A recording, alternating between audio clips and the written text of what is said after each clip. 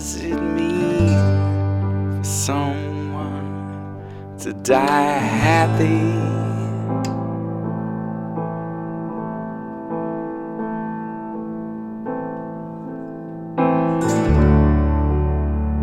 How can you live with so many mistakes?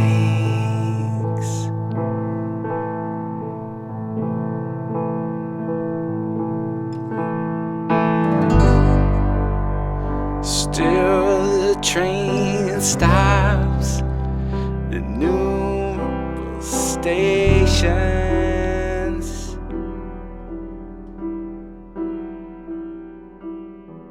Hi, this is Dave Douglas with a new episode of A Noise from the Deep, the Greenleaf Music Podcast. You're listening to the music of Oren Blodow, also known as Oren Oblivion. Oren is an amazing songwriter, vocalist, guitarist, bassist, and many other things. I've known him a long time. He is now operating a club called the Owl Music Parlor in Brooklyn. So in this episode, we're going to talk about his music, his new recording, and then about this very special show that he and I are making together on December 9th and 10th. We'll be playing at the Owl Music Parlor. My quintet is going to play the Songs of Ascent for the first time together. That's with John Arabigan, Matt Mitchell, Matt Penman, and Rudy Royston.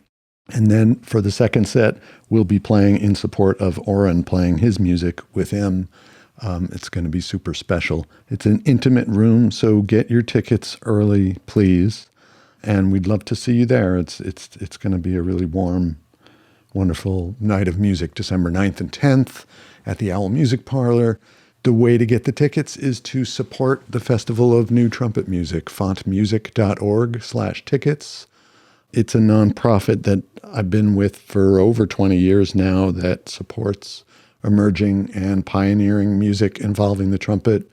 And we put on a festival every year. And so this particular concert is going to be in support of the organization. Hope you can make it. Would love to see you there. As always, you can email us at podcast@greenleafmusic.com, and you can come and subscribe and hear all the music that we do by visiting greenleafmusic.com and becoming a member. Once again, this is the music of Oren Blodow, also known as Oren Oblivion, and all the great new songs that he's written. Enjoy. 86 in the legs for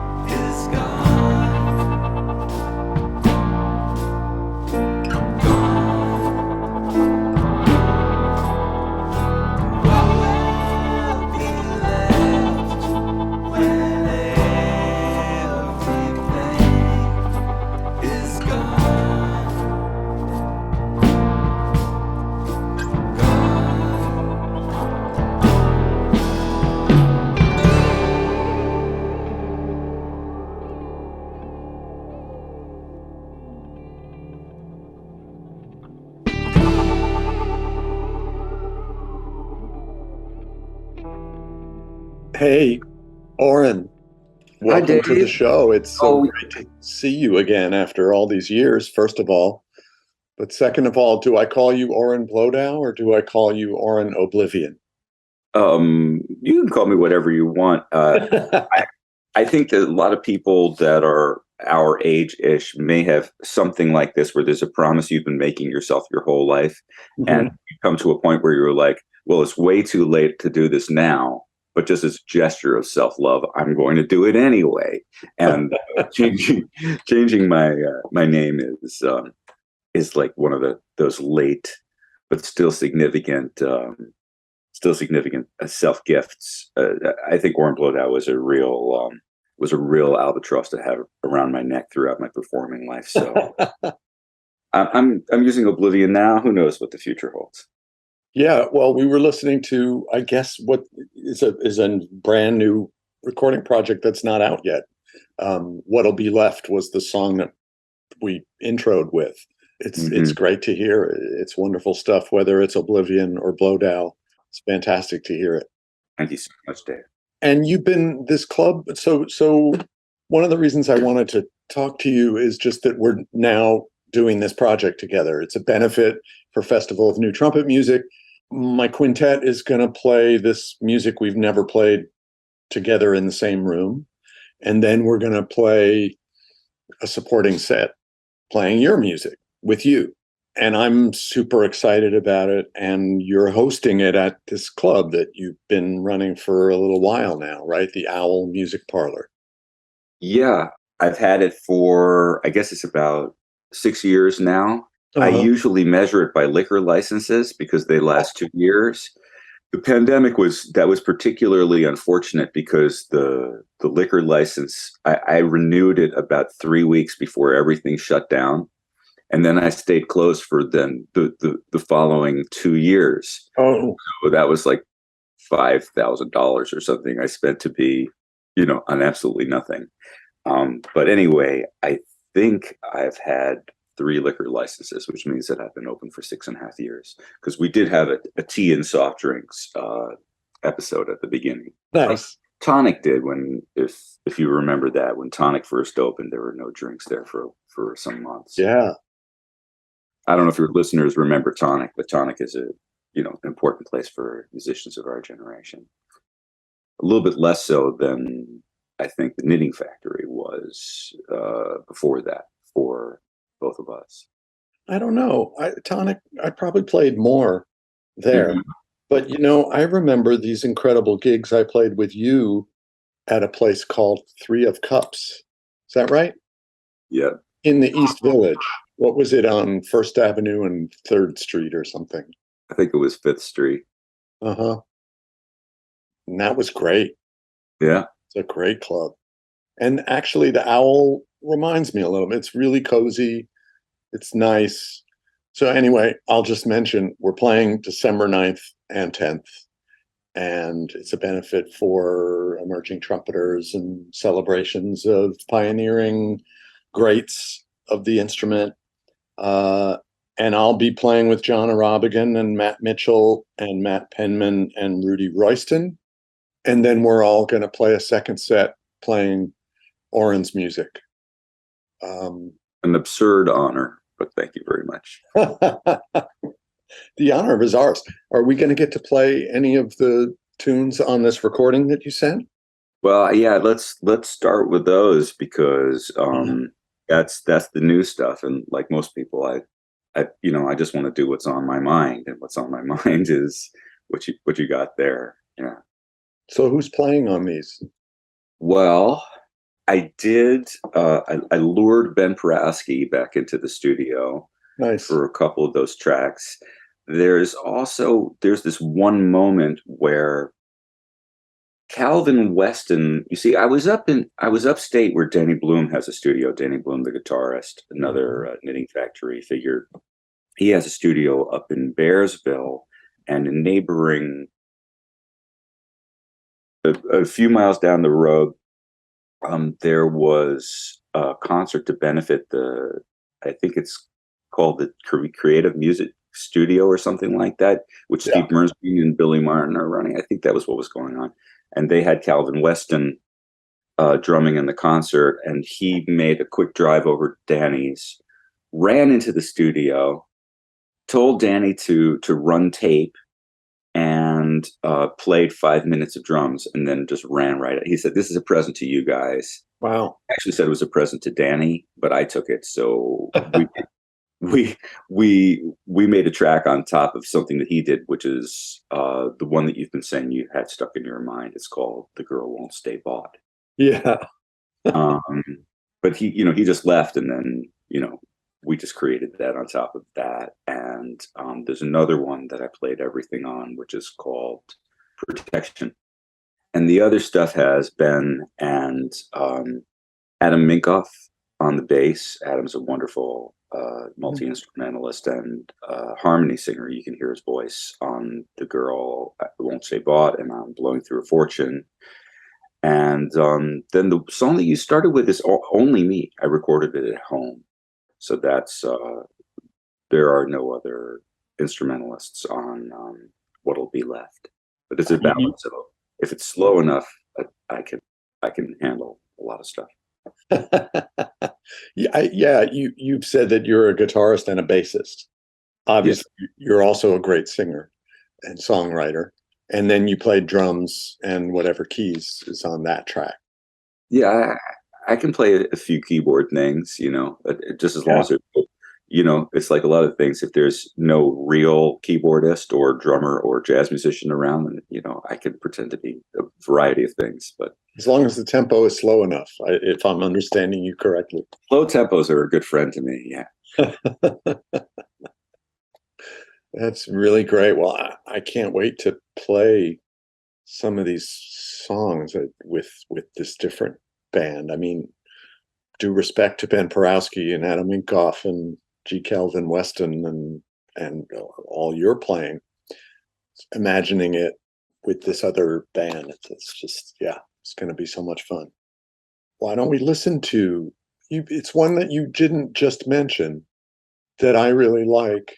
I couldn't quite pick up. I've never been good identifying lyrics. Mm-hmm. And I've never even really listened for lyrics. Mm-hmm. And you're really good with lyrics. So I was listening to Rainbow Child and just feeling like I was just scratching the surface of what it was about. It's shrouded. I have my own, kind of, what's the word that I want? That's surreptitious ways of dealing with the people in my life and in my songs. And, I think my specific case is probably, it's not interesting, but I think that everybody can relate to the aspect where there's parts of yourself that you cut off and a certain impatience that you feel around the people that you're cutting those parts off for. And I think everybody has that experience where at some point you become aware that you're denying parts of yourself in order to stay connected. And you have a complete spectrum of things to offer. That's your unique spectrum. And again, maybe a getting older thing, but then you just want to shine all your colors. I'm kind of addressing the people in my life and saying well, you don't like this color, you don't like that color. I like all the colors, and I want to be all the colors, and I don't want anything to stop me anymore. Something like that. Wow, that's great. That's so great. The problem with green is blue, authoritarian blue.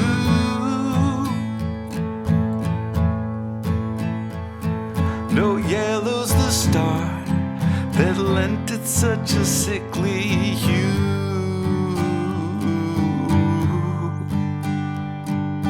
Partners in dread, closing gray gates on your head.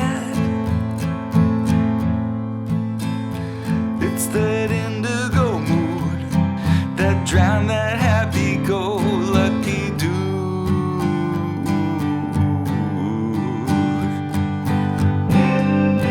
Rainbow child, rainbow child. Isn't it strange? Isn't it wild? Don't you wanna float free? Be a rainbow child like me.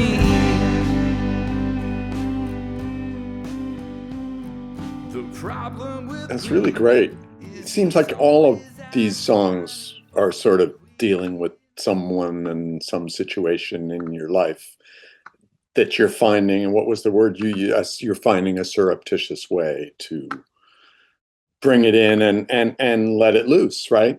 Like to sort of let it free so you can let go of it. Yeah. Blowing through a fortune is definitely not is not that. That's one of my many songs of anger and agony about the state of the husbandry of our planet. But yeah, I would say all the other ones. Yeah. Oh, and also What'll Be Left. That's more a pandemic era song that is, it's like a very, bird's eye view of life, just looking at life from very, very far away. I think everybody was kind of, probably having a lot of deep thoughts when so many people were dying and there was so much discontinuity in everyone's life patterns. It's one of those moments where you just think about, the meaning of your own life and the span of human history and what the things that we care about kind of add up to. So in that case, I wasn't talking to any, individual trouble in my life. To yourself, maybe. Always talking to myself every time. If I don't identify with the problem, then it doesn't get made into a song. Yeah. Really interesting. I mean, yeah, this is such a stupid and naive question. Okay, I'm not even going to ask that. So moving on. No, I really want to hear it. Are you sure? Okay, I'll put it. I'll see if I can phrase it in a way that makes some sort of meaning sense. Actually, over the last few years, I've written some things with lyrics, a few things, but it's far, far, far, far, far the minority of the music that I've written in my span. I'm writing mostly instrumental music. And even then, people ask me, does the melody come first? Is it the chords? Do you come up with the structure first? Or, how do you do it? How does it come to you? And of course, there's never an easy answer to that because every song, every piece comes to you in a different way, hopefully. Right. But then I found writing for these last couple of years, I probably started during the pandemic, surprise, surprise. That feels different to me. That feels like, in a way, I feel like it's changed the way I write because I'm much more writing to what the words are and trying to deliver a lyric that means something, usually in the English language. But not always. I've done a little bit of French and a little bit of Latin, but wow. I feel like it's really easy to detract from the message of the words if the music isn't exactly right. And then B, I feel like in writing instrumental music, I'm speaking to my colleagues, the band, and the larger community of musicians who I love and appreciate and want to share stuff with and write for. And then when I'm writing to a lyric, it's much more just about serving those words and what the message is. So I don't know if there's a question there, but does that resonate with you at all?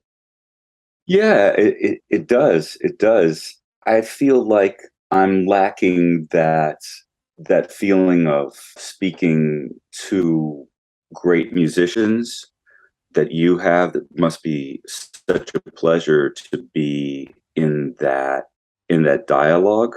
I probably have a bit of that, but I feel like if I get concerned, like when you said you have to make sure that you get that music right for those words, I get concerned that if I start worrying about that, there isn't going to be a song at the end of this songwriting session. So I suppose these things come in phases, but the phase I've been in for a really long time is just more let's just go for it and not worry about whether or not it works. I'm more in that phase now than I am in like, all right, let's hold some stuff back so that the good stuff can get through, because like many people, I'm sure that listen to this, everybody has that experience of the hyperactive editor that's just crushing things, So I'm like, all right, well that seems to match weirdly. Let's go with it. Like I'm more there nowadays. Huh. which leaves you more fluid in the songwriting and in the production. Yeah, live to fight another day, Yeah. I guess, the more I think of, you think of the great bands and the great singer-songwriters and the great albums that we've all listened to and that we love. And then the music and the lyric feels inevitable now. But at the time, it could have been just a random thing that brought them together. Yeah. Like, I don't know. I don't feel that with Joni Mitchell, for example. And, she's one of my favorites. And for the longest time, I had no idea what the words were at all. It's only listening to the music. And then when I got into the words, I was like, oh, yeah, right. But I knew the music so well by that point that maybe I was completely, non-objective. So do you feel like her stuff is, do you think that her inevitability factor is higher than the inevitability of other things that you look back at retrospectively and thought, oh, that could have been a C major seventh, but Joni, no, it had to be that chord, or Joni, it had to be that. No, I would say probably everything I love. There's a feeling of inevitability, like a Billy Strayhorn tune, or the Beatles, or John Coltrane's "A Love Supreme," Cecil Taylor, "Unit Structures," any Monk recording. I just feel like those are the choices that were made, and they're made in such a deep place that those are the choices that we all have to deal with. I like it. I was having a little song session with another songwriter once, and she played me some stuff, and I said, that one is really great, but it's not a triumph of style like the other one. And she said, well, what's a triumph of style? And I had to stop for a second. I'm like, I got to answer this. And I said, I think a triumph of style is something where, and this is obviously subjective, but I think a triumph of style is where the piece, where the elements feel both fresh and inevitable. So I mean, I feel like I can create that feeling of inevitability by staying within an expectation structure. So if I am moving in a particular direction, for me to, just follow it up with what you figure is going to happen next gives you that sense of inevitability, but that doesn't mean you're going to like it. So I think the inevitability that you feel around these masterworks is the satisfying conclusion of the incredible freshness that they bring up in your mind, in your heart, even, you feel like you've gone into a world with different rules, but still it ended just the way that you where things arrive was as satisfying and right, and much sense to you, if anything. Well, and the idea of the inevitability is not taking away the surprise, the endless surprise and discovery that you have each time you listen or experience one of these pieces. Yeah, that's a really good point. I don't know if it's a point. This is the one that you played all the instrument. I think we'll listen to the whole thing. It's like 2.5 minutes or something. Paltry length, Oren. Sorry. I'm kidding. I've always loved chicken and turkey and the Cornish game hen. Well, that's why I went for the paltry length. I'm sorry. It's quite all right. Yeah. So protection. And yeah, you're singing really low on this. There's a voice changing device. Okay, here it is. Protection, only looking out for your safety and health. Protection, knowing you better than you know yourself. Protection, you won't be fooled by what you choose. Protection, you won't stand by while you abuse. Protection.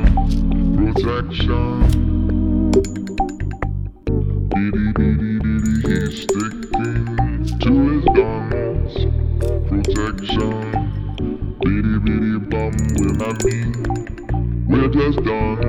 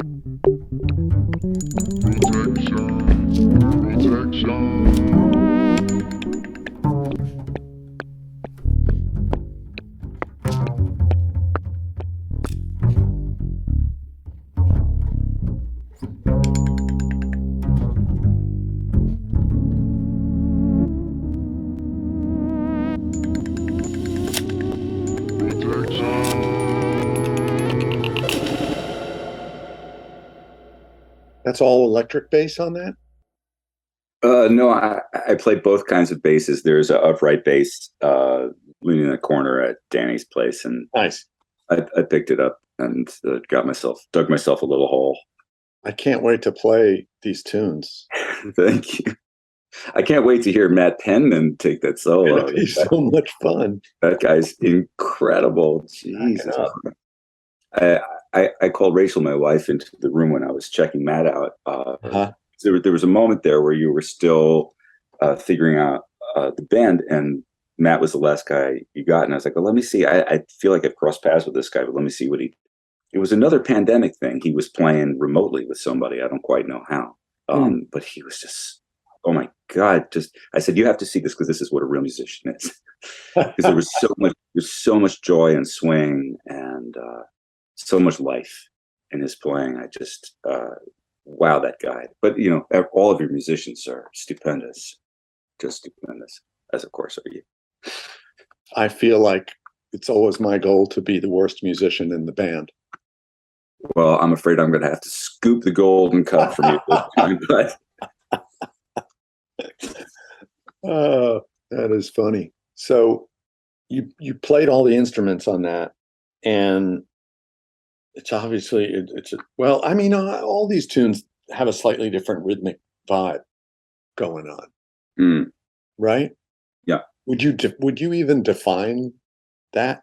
Like, if you had to say to the drummer, it's this kind of thing. Well, I would probably say it's reggae. Okay. All right. Yeah. I didn't want to put that on it, but there's definitely like a vibe. Yeah. I'm not the most reggae literate person out there, but I have to say I really, really love it. And I think that might be partly something that happens to bassists, because when you're a bass player, that music is just a city on the hill. Like all the funnest things about being a bass player are there in that world.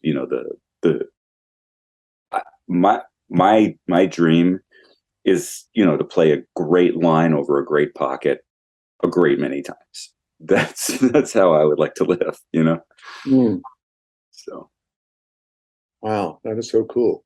I just to flip the conversation a little bit. Something I didn't know about you until we started talking about this gig is that you're a native Manhattanite.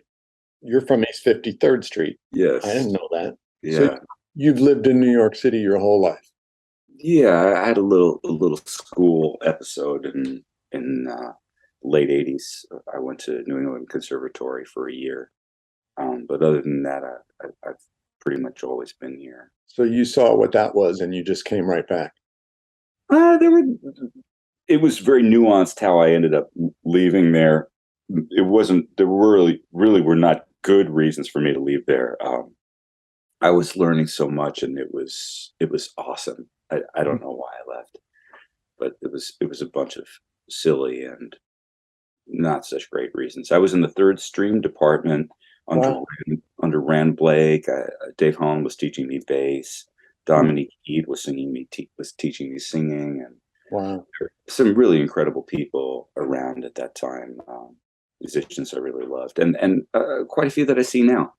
And the nice thing that happened was that musicians that I knew ended up, going up there and becoming faculty members, including Ted Reichman. I don't know if he's there now, but the accordionist I had worked with.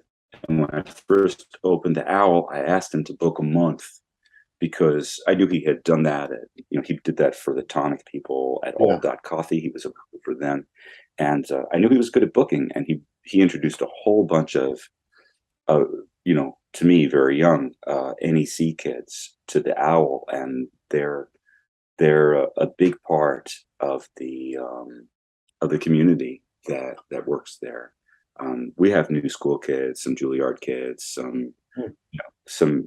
I mean, they're not all kids, but people that are in their 30s and stuff like that feel kind of like kids to me. So, anyway, amazing musicians that have come from those academic communities, and some that don't. But anyway, New England Conservatory is a pretty cool community. I had a nice year there. Yeah, and of course a lot, right? Not just the people who are playing at the Owl now, but generations of people who've come to New York. And I only went there for a year, and I decided I have enough now to work on for the rest of my life, and I should just get to it. And everybody Where did you go for 1 year? New England Conservatory. Okay, It was a bit before your time, but I went and everybody I knew, the vibe was like, oh, I'm just going to practice until I'm good enough to move to New York. And I was like, even if I move to New York, I'm still going to be practicing. So I might as well just get it over with and do it. So that's what I did. And I'm not from New York City proper originally. I'm actually from Montclair, New Jersey. So it was a real move in to the city. I wonder, like, after you'd been away for a year, did it feel different to move back? Like, did you move back to a different or new neighborhood that you hadn't lived in before? It's funny that you mentioned that, because the really huge difference that I felt immediately when I came back from school was that the Knitting Factory had opened. And before the Knitting Factory at 47 East Houston, there were all these kind of disparate threads of kind of loft jazzy type of places, and like the Taller Latino Americano on 23rd Street, and occasional nights at CBGB's, but not really, and stuff that happened in the East Village and fly-by-night places, and then all of a sudden, and Jim Staley's place, which still exists, and all of a sudden there was like a real kind of like a headquarters for all these, like they said, Knitting Factory. It's like it brought all these different schemes together, and there was like a street-facing place that was supporting. Again, it's always a shifting community. There isn't like one person that stands for the Knitting Factory, whether it's Thurston Moore or David Murray or whatever. No one person does that. But when you look at the whole community, you can see how it brought together a lot of contiguous people. And we were in that. Even if you played at Tonic more than the Knitting Factory, I know you played at the Knitting Factory a lot because I was there. I did, but not at the beginning. Like, it took me a while to crack the code. Like, I couldn't get a gig at the Knitting Factory. Wow. For the longest time. Yeah. And I would go there all the time and hear all my heroes playing. But yeah. Well, that changed. Well, yeah, it did. And actually, do you remember at the end when they were moving to Leonard Street, they started to give bands a week in the downstairs bar area? Mm-hmm.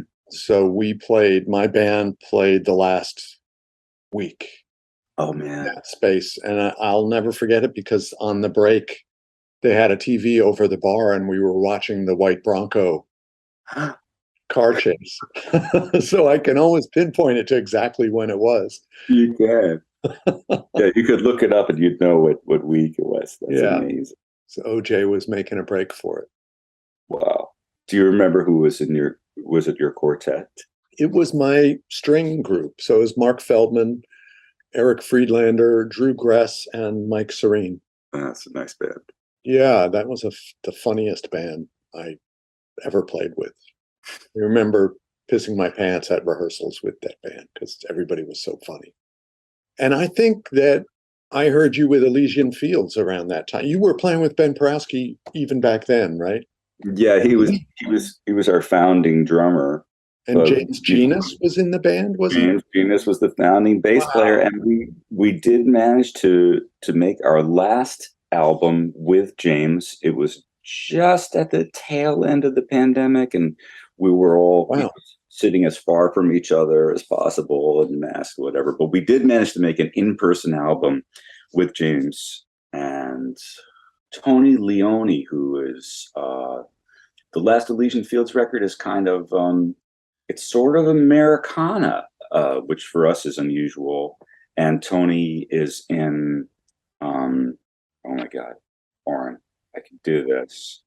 Little Feat today. Oh. So he was kind of the perfect guy for a record with, we made a road trip album that sort of takes in the whole of the American landscape, sort of.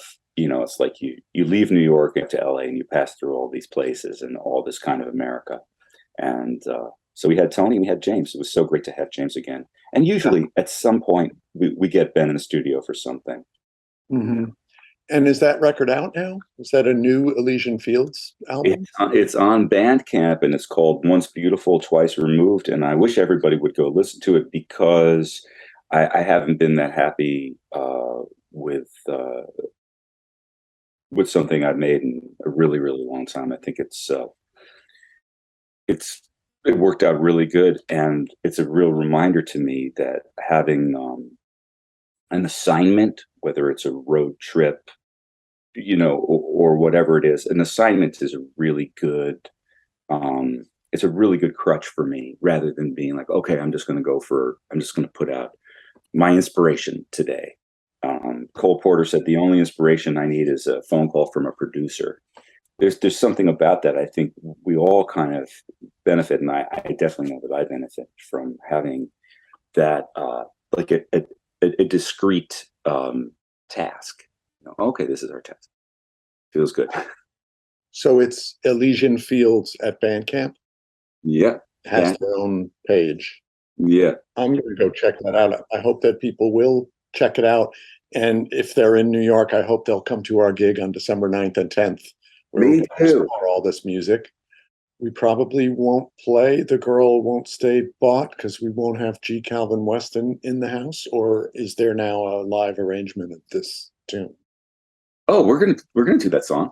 Oh, okay. Here it is.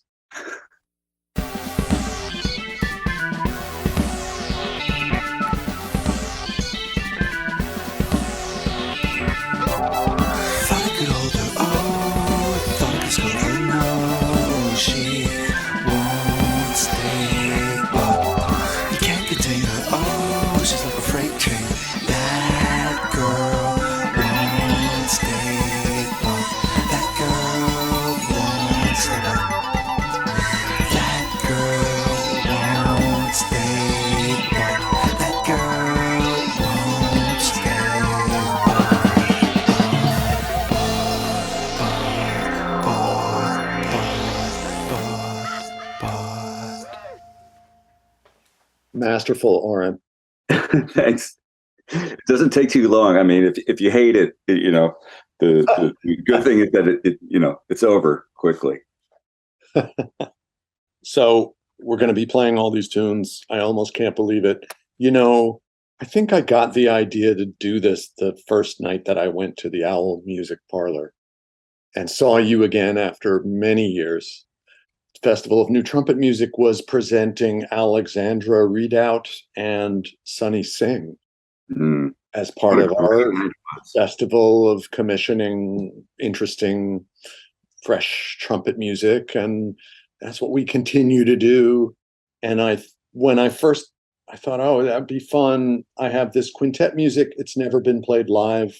We created the entire double CD project remote in a very unusual and strange, unexpected way. I played all the trumpet parts first, including the solos, and sent them around to the band members who were locked up in various parts of the world. And it just came out like I've never written quintet music like that, and we've never played music like that, and the results were just incredible. And so I really want to just, there's 16 tunes. We're going to play 8 tunes the first night and 8 tunes the second night. And just go through and explore this book. We're touring in Europe in January. So this will be like an awesome way in a really cozy room with no PA to just like play the sounds. And that is going to be such a unique, and I mean, it's still, you were saying, oh, we were at the tail end of the pandemic. I feel like we're still at the tail end of the pandemic. So for us to go play, it'll just be a novel thing. And then to get to play with you. And so then I sort of put together, okay, this all came together because of the Festival of New Trumpet Music, this nonprofit that just had its 20th season, started in 2003. And we'll do this as a benefit for them. So I'm thinking, there will likely be no live stream. Sorry, international folks, you can still always donate to Festival of New Trumpet Music, but I don't think we're going to have cameras and mics and live stream. It's just going to be for the people who are there that night. And I anticipate a cozy and wonderful evening of music. It's in Prospect Lefferts, Brooklyn on Rogers. 497 Rogers Avenue, Brooklyn, New York, 11225. Great spot. I love what you have done with it. It's nice to see that it's up and running and going well. Yeah. So I don't know. I mean, you have questions for me? Because there's another tune that I really want to play. Yeah, go ahead. Also play some quintet stuff if you want to get a taste of that. Please. Okay, so check this out. This is tune number 15, and it's called Dwelling of Brothers.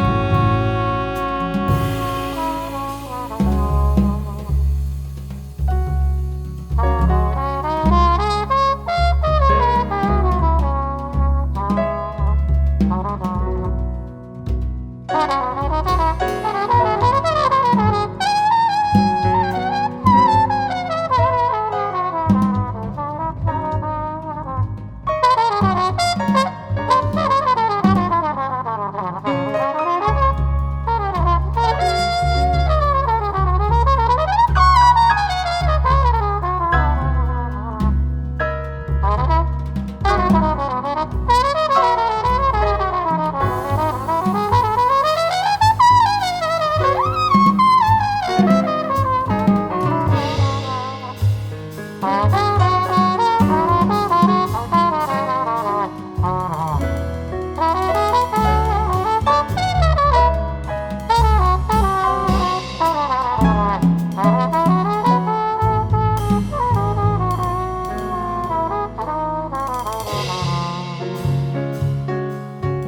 sublime, Dave.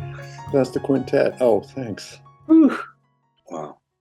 So that was I guess it was May 2020. The first weeks of the pandemic, we all thought like, okay, I won't be going to the city for the next few weeks. Be home. This is great. I don't have to practice. Nice.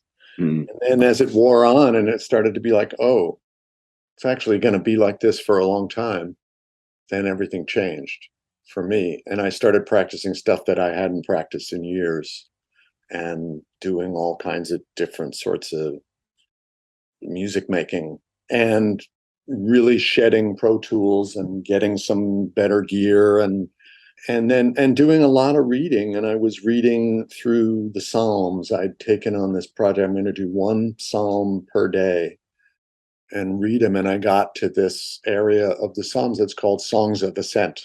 And they just spoke. I just was hearing music. So all of them, they have a lot of imagery to them and allusions. So all of the titles come from images that are in the Psalms themselves. And I basically wrote one per day for 16 days. And then, of course, I went back and there was a lot of revising and figuring out, but I left them in that order. And some of them are really technically challenging, like as a trumpet player. And I had that as my goal, don't avoid writing something really hard because you're just at home. So practice and do it. And then, then as I was practicing them, I realized, oh, okay, the ultimate challenge is for me to just record all my, really put it on the line. What do you really mean to say here with this practice? So that's how it came about. And it took about 1.5 years to get everybody's responses. And there's a lot of free playing on it, a lot of improvising. And it feels in retrospect a little bit like time travel because, improvising is what happens between musicians in a moment of time that is never repeated. And yet we did it over an 18-month year. So like the one-on-one give and take with Rudy Royston in New Brunswick, New Jersey, it might have been happening 9 months later, but nonetheless, there's still the same feeling of urgency and creating that moment together. I would never have been able to guess that the record was made in those kind of stages. I've kind of stopped. Like the first one that I did that way was like, oh, this was recorded entirely remote. Isn't that amazing? And now it just feels like, well, that's the way we're working. What's the big deal? I don't, what's the difference? So, yeah. Well, one difference I definitely know is that, if I fall off of what you're doing, and what you're doing is something you sent me, you're not going to be able to circle around and scoop me up, which is something that I depend on other musicians to do, What? I don't know what you're talking about. For instance, let's just say rhythmically, you've got something going on and in some way I don't understand it, or for some reason I lose where you are, in a live situation. You can be like, oh, Oren just fell off the wagon. I'm just going to go back and get him. We do that for each other, We do that in this music too. Right. But you know what I mean? That's one thing about putting the trumpet down first is, you don't. If you put the drums down first, and especially if it's a rock track or a dance track or something like that, nobody's going to fall off of the wagon. Right. But, it's funny because when I did that, I just assumed that later on I would go back and fix my solos, replace them. Some of them I was like, oh boy, am I happy with this? And okay, I'm just going to go ahead and move forward, and I'll fix it later if I have to. And then everybody jumped off the wagon and came and picked me up, and they played so well with what was there that it was inevitable. Yeah. I didn't feel like I could change it anymore. That's a great place to find yourself. That's pretty funny. Yeah. Living in a state of acceptance. True. But, I couldn't be happier that we're going to be doing this. I hope that people can make it out. This last song, Blowing Through a Fortune, you said earlier, it's a climate change commentary. Yeah, we've had a fortune in resources, and we're at the end of an incredible spree of running through them. Yeah, so true. Thanks. Thank you, Dave. All right, we'll see everyone out there. Here's just a taste of this music. Drinking black wine and I just can't stop. Blowing through a fortune, pushing the squeeze out the very last drop. Blowing through a fortune. My friend, I'm still the king. I'm part of everything.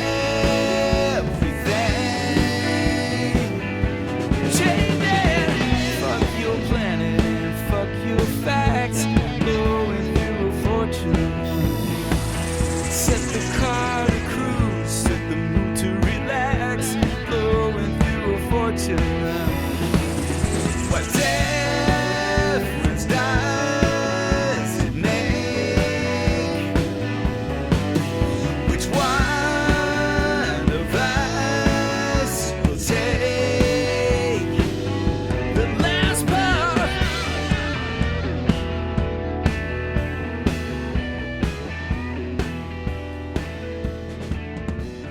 Drinking black wine, drinking sweet black wine, drinking black wine. Thanks again for having listened to this conversation with Oren Blodow. Hearing his music, I just love it. We hope to see you there December 9th and 10th at the Owl Music Parlor in Brooklyn. Thank you.